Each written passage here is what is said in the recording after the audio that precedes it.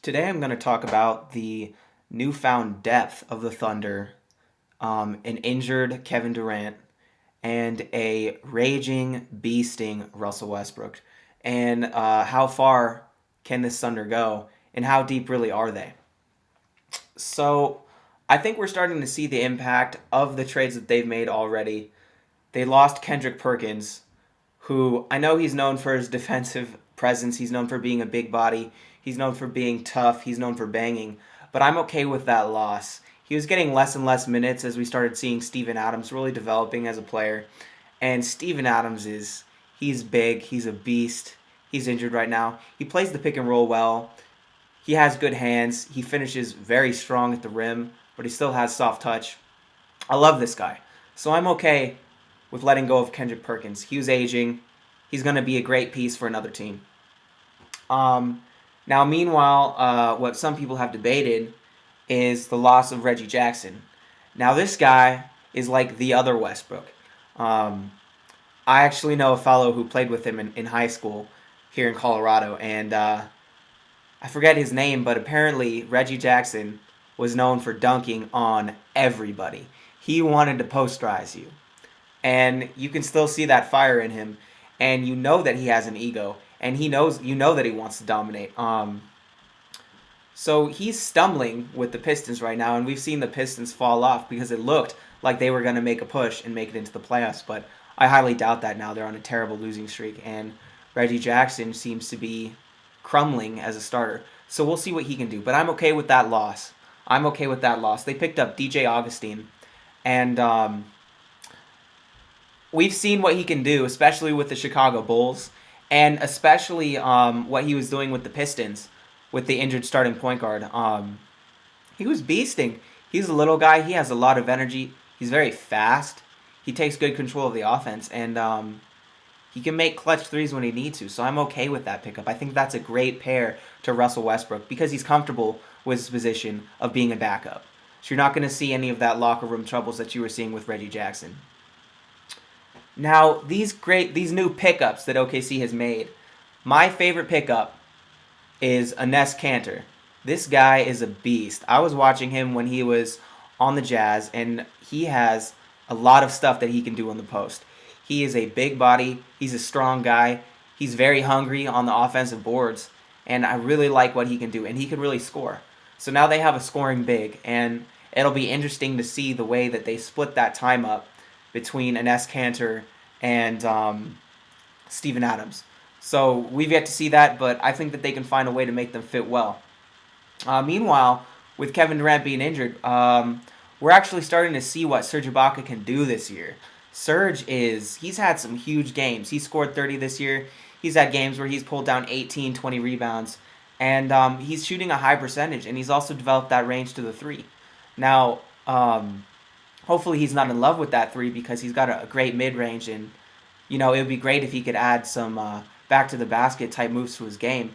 But he is a great offensive and defensive weapon. He's just getting better and better, and I love seeing what he does. So now, meanwhile, you have a fellow like Waiters, who I don't like the way he fits in with this team. I don't like what he does. He shoots a low percent. He's prone to turning the ball over. He's prone to looking for his own shot. He's prone to breaking out of the offense.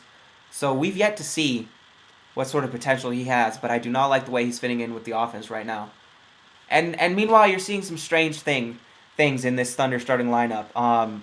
Mainly their lack of depth at the two and at the three without Kevin Durant in there. They're starting a guy, Andre Robertson, who has no offensive capabilities whatsoever. He's an agile, very energetic, strong defender at 6'7". He's lengthy. He gets around the court, but he can't do anything on the offensive end. And we've seen that he actually has a bit of a flaw with his shooting. So I hope that they can find somebody to play that role. They have Jeremy Lamb sitting back behind Dion Waiters and Andre Robertson right now. And he's done some good things for them out there, and he's shown that he can shoot the ball. He's shown that he can shoot the three. So it's interesting the way they're splitting those minutes between those three guys, but They need to find somebody who's going to be a little bit more consistent with their offense. So now let me get to the topic of this crazy beast month, last week, 4 or 5 games out of Russell Westbrook. He has been ridiculous. Getting 40-point triple-doubles, having a 15, 15, and 15 game, going 40, 12, and 12, and even dropping 49 points the other night. I believe that was in a loss, though.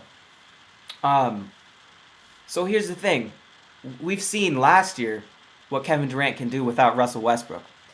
And what we saw out of him was he was actually an improved player.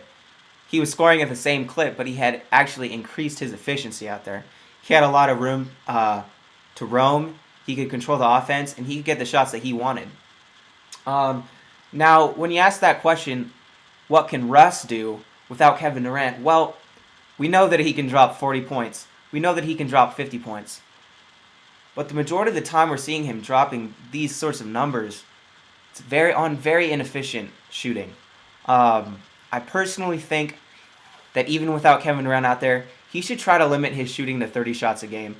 This shooting, 15 for 40 or 12 for 30 in a game, while he is picking up a lot of the load because there are not a lot of these guys on this team that can score, I think that team is so much more successful. And you can see that when he has efficient nights, shooting in the mid-20s, taking about 20 shots, 25 shots a game. You don't have to drop 50 or 40, but he can get his 30 with ease and get 15 assists and get everybody involved. So the success of the Thunder without Kevin Durant in there has so much to do with Russell Westbrook. His usage is definitely at least 50%. He's dominating out there. But he has to have more faith in his teammates, and he has to find out how to get his guys involved. And so, the question arises, who's going to be scoring if it isn't Russell Westbrook right now? And, there's only 2 real answers. I'd like to see Enes Kanter get more touches in the post. I'd like him to get him going in more pick-and-roll situations where he can drain that mid-range. We know that he can score efficiently. He can definitely be good for 15 points a game. Then you come to Serge Ibaka. Serge Ibaka can be good for 20 points a game. He's scoring very efficiently. He's increased his field goal percent this year, and especially over the last couple months. And get him a few more touches. I don't want to see Serge Ibaka and Enes Kanter not having 10 shots per game. They both need to get those touches because they will be efficient, and they will relieve some of that load off of Russell Westbrook. So, we've yet to see just how good this new Thunder team is with their depth that they have. And, I didn't even mention a guy, Kyle Sinclair. He can really shoot the 3.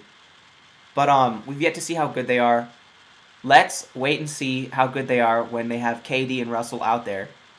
And I think if they have those 2 guys out there, they are a very, very good team. However, I don't think that they're a team that's going to make a deep run in the playoffs, and that's if they make the playoffs. But I'm going to assess the bottom of the playoff situation in the West in my next video. So, to summarize, I think Russell needs to take his foot off the gas just a little bit, keep himself under control, make sure he's getting his big men involved because OKC, that is their strongest position. They're lacking at the 2 and they're lacking at the 3 right now without KD. So get your bigs involved. Serge Ibaka and Enes Kanter will beast out there. And I'd like to see the Thunder make the playoffs this year. And I think they will.